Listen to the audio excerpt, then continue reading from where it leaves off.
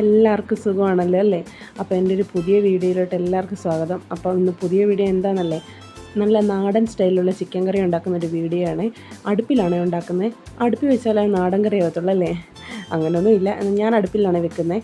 അപ്പം ചിക്കൻ നന്നായിട്ട് ഞാൻ കഴുകി വെച്ചിട്ടുണ്ട്. കുറച്ചുകൂടെ കഴുകണം, എന്നാലും ചിക്കൻ്റെ ആ ഒരു ബ്ലഡും അതൊക്കെ പോയി ഒരുവിധം വൃത്തിയാക്കി വെച്ചിട്ടുണ്ട്. അപ്പോൾ ലെഗ് പീസ് ദേവൂട്ടന് വേണ്ടി ഫ്രൈ ചെയ്യാൻ വെച്ചു. അപ്പോൾ നമ്മുടെ ചിക്കനെല്ലാം നന്നായിട്ട് വാഷ് ചെയ്ത് വെച്ചിട്ടുണ്ട്. നന്നായിട്ടെന്ന് പറഞ്ഞാൽ എനിക്ക് തൃപ്തിയല്ല, കുറച്ചുകൂടെ കഴുകണം.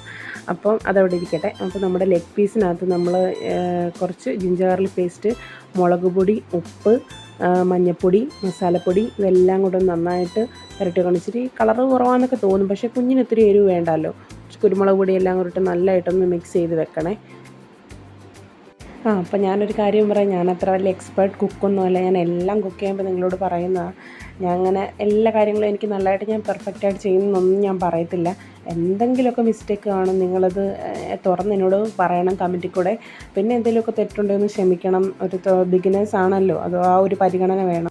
അപ്പോൾ നമ്മൾ ആ ചിക്കനിലോട്ട് 1 ടേബിൾ സ്പൂൺ വിനാഗിരി ചേർത്ത് കൊടുക്കുന്നുണ്ട്. അപ്പോൾ നമുക്ക് ചിക്കൻ കറി മാത്രമല്ല, കപ്പയുണ്ട്.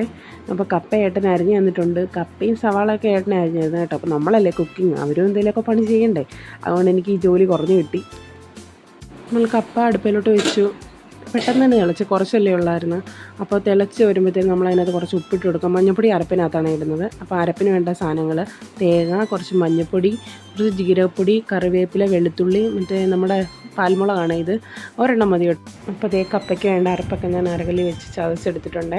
അപ്പോൾ ഇനി നമ്മൾ വെള്ളം ഊറ്റിക്കളഞ്ഞിട്ട് കപ്പയ്ക്കകത്തോട്ട് നന്നായിട്ടൊന്ന് മിക്സ് ചെയ്തെടുക്കണേ. ഒന്ന് ഉടച്ച് നല്ലതായിട്ടൊന്ന് എടുക്കണേ.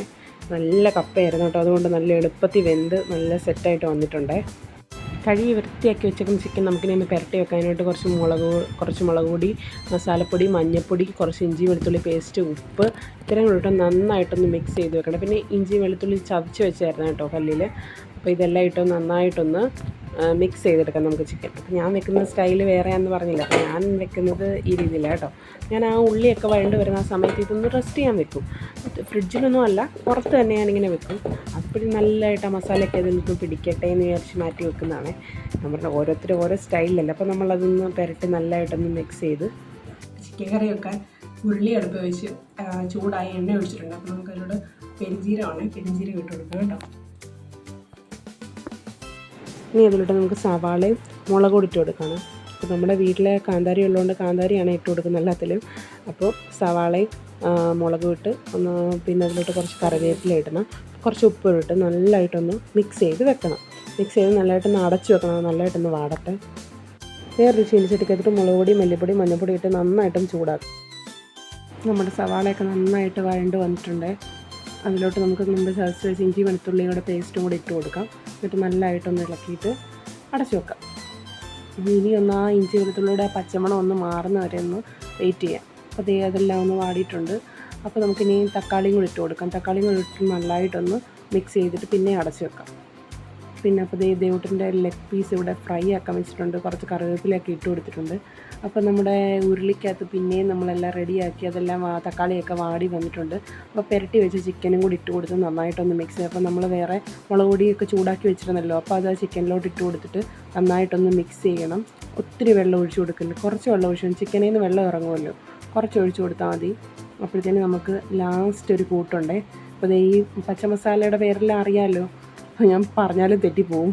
അതൊന്നും ജസ്റ്റ് ചൂടാക്കിയിട്ട് നമ്മൾ അരകല്ല് വെച്ച് നല്ലതായിട്ടൊന്ന് അരച്ചെടുത്തിട്ടുണ്ട്. അതുകൂടെ ലാസ്റ്റ് ആ തിളച്ച് വന്ന കറിക്കകത്തോട്ടൊന്ന് ഇട്ട് കൊടുക്കണം. അപ്പോൾ തന്നെ ഒരു മുമ്പേ നമ്മൾ ആ പൊടിച്ച മസാല ഇട്ടാണല്ലോ ചിക്കൻ പുരട്ടിയത്, അപ്പോൾ തന്നെ അതിൻ്റെ ഒരു മണമുണ്ട്. എന്നാലും ഇതും കൂടി ഇട്ട് കൊടുക്കണം, എന്നിട്ട് നല്ലൊരു ഫ്ലേവറൊക്കെ ആയിരിക്കും ചിക്കന്. 5 മിനിറ്റും കൂടെ ഒന്ന് തുറന്ന് വെച്ച് തിളപ്പിക്കും. നമ്മുടെ ചിക്കൻ കറി റെഡിയായി. കപ്പയും ചിക്കൻ കറി റെഡിയായി. ഇനി മോരൂടെ കാച്ചുണ്ടേ. അപ്പോൾ അതിന് വേണ്ടിയിട്ട് തൈര് ഒരു പാത്രത്തിനകത്തെടുത്ത് വെച്ചിട്ട് ഞാനിങ്ങനെ മഞ്ഞൾപ്പൊടി, കുറച്ച് ജീരകപ്പൊടി, ഉപ്പും കൂടിയിട്ട് നന്നായിട്ട് ഇങ്ങനെ മിക്സ് ചെയ്യുവേ. എന്നിട്ട് മോര് കാച്ചാൻ വേണ്ടിയിട്ട് ചുവന്നുള്ളി, ഇഞ്ചി, കാന്താരി അരകല്ലിട്ട് നന്നായിട്ട് ചതച്ചെടുത്ത് ചട്ടി അടുപ്പിലോട്ട് വെച്ച് ചൂടായപ്പോഴത്തേന് എണ്ണ ഒഴിച്ച് കടുവും ഉലുവയും കൂടെ പൊട്ടിച്ചിട്ട് ഈ ചതച്ച് വെച്ച് എല്ലാം കൂടി ഇട്ടൊന്ന് മൂപ്പിച്ചെടുക്കണം. നല്ലതായിട്ടങ്ങ് കരിഞ്ഞു പോകണ്ട, നല്ലതായിട്ടങ്ങ് മൂത്ത് പോകണ്ട, ചെറുതായിട്ടൊന്ന് മൂപ്പിച്ചെടുത്തിട്ട് നമ്മൾ കറിവേപ്പിലയും കൂടി ഇട്ട് അത് നല്ലതായിട്ട് മൂത്ത് വന്നപ്പോഴത്തേക്കിനും ഒരു ശകലം മുളക് പൊടി ഇങ്ങനെ മോര് കാച്ചുമ്പോൾ ഇടുവേ. ഒരു ശകലം മുളക് പൊടിയും കൂടി ഇട്ട് ചെറുതായിട്ടൊന്ന് മൂപ്പിച്ചിട്ട്, ഒത്തിരി കരിഞ്ഞു പോകും കേട്ടോ, ഒത്തിരി നേരം ഇട്ടേക്കല്ലേ. നമ്മുടെ കലക്കി വെച്ച മിക്സും കൂടെ തൈരും കൂടെ അതിലോട്ട് ഒഴിക്കുക. അപ്പോൾ നമ്മുടെ മോര് റെഡിയായി. ഇതേ നമ്മുടെ ചിക്കൻ കറിക്കകത്ത് നമ്മളൊരു കാര്യം ഇടാൻ മറന്നുപോയി.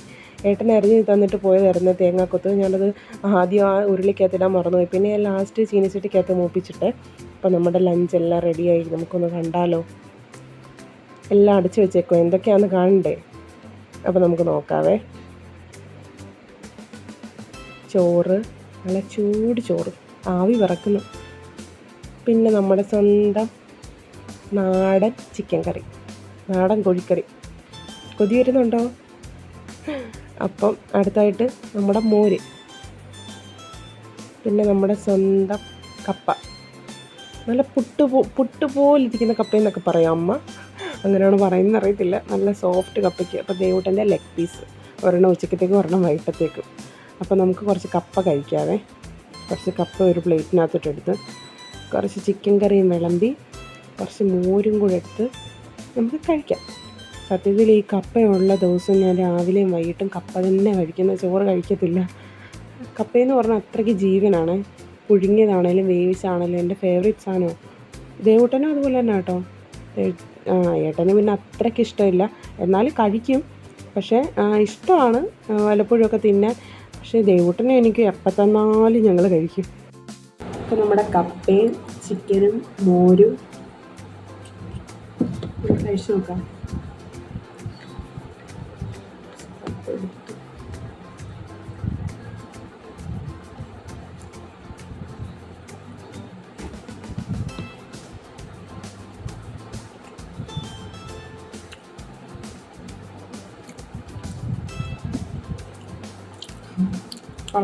സൂപ്പർ. ദേവൂട്ടാ എന്നാടാ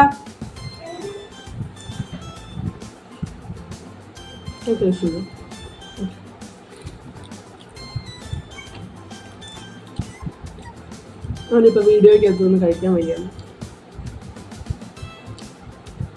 അപ്പം